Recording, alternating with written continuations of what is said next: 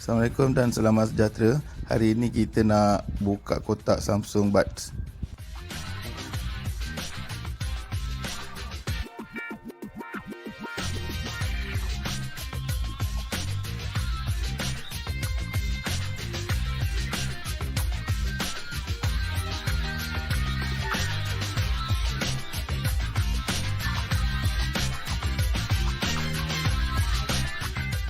Samsung Buds ini didatangkan dengan kabel USB Type-C untuk pengecasan, hadir dengan 3 getah untuk dipadankan mengikut kesesuaian large, medium dan small.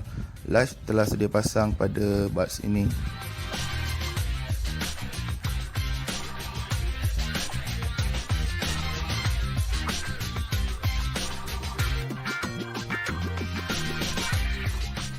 Samsung Buds ini disertakan dengan bekas yang berfungsi sebagai pengecas, palang Type-C di bahagian belakang dan mempunyai petunjuk LED di hadapan.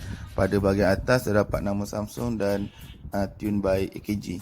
Pada bahagian dalam juga mempunyai petunjuk LED.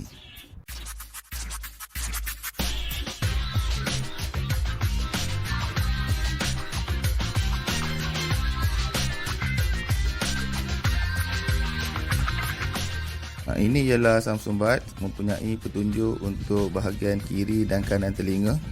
Getah pemuat boleh ditukar dengan mudah, mempunyai tanda untuk pemasangan yang betul.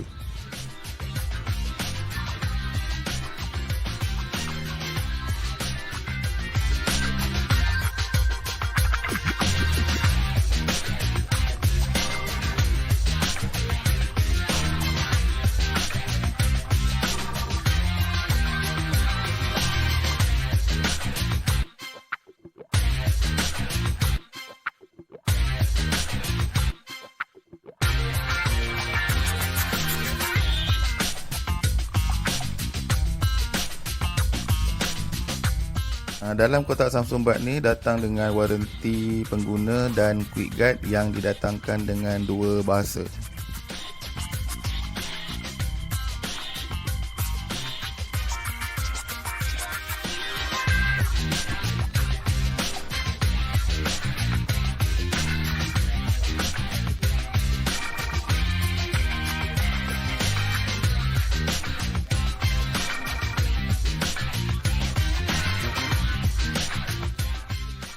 Selain menggunakan kabel USB Type-C, pengecas Samsung Buds ini juga menyokong wireless charging.